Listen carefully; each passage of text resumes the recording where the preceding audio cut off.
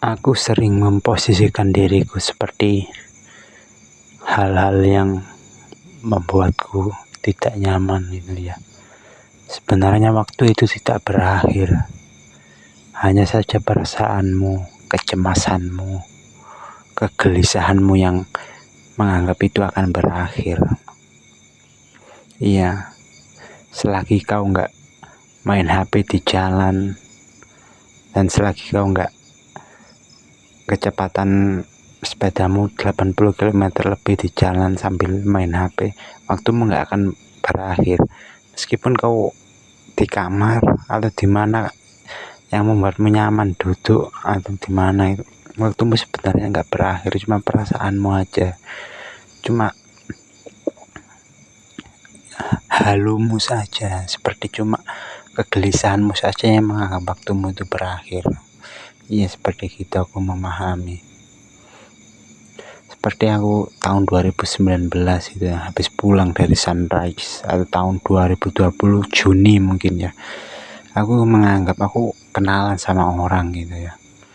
Iya, cewek Cindo gitu, bapaknya Cina dan dia kayak Cindo gitu. Terus aku pulang itu kayak kayak was-was gitu, padahal ya nggak terjadi apa-apa besoknya gitu. Iya, kayak terus aku ritual gitu ya, sebenarnya nggak terjadi apa-apa. Terus ingat lagi aku di tahun 2022 mungkin ya, Mei gitu ya, sebelum aku ke Bali ya, aku di pernikahan tetanggaku sebelah gitu juga gitu. Aku juga menganggap kayak, wah, intinya ini pekerjaanku akan berakhir ini ya, kayak ya ini seperti apa, susah lah dijelaskan gitu Kak. Kayak Pak D mungkin sudah muak lagi dengan aku, padahal ya enggak, padahal sampai saat ini ya baik-baik saja gitu ya. Itu hanya kecenderunganmu. Intinya kamu di tempat yang nyaman, di depanmu nyaman, selagi kau nggak berkendara sambil main HP dan terlalu cepat, itu kamu pasti selamat. Waktumu pasti nggak akan berakhir. Itu kau proyeksikan itu dirimu sejak dulu. Kenapa kau memproyeksikan dirimu kok waktumu akan berakhir karena perasaanmu ini? Itu karena keseringan kamu menanggapi hal itu ya. Kau tanggapi hal itu semuanya dengan kau putar-putar ulang dalam pikiranmu, hingga jadinya kau pikir jika kau tertekan waktumu akan berakhir, atau jika kau cemas, atau jika kamu ketakutan, padahal ya enggak akan berakhir gitu ya. Aku juga memahami itu.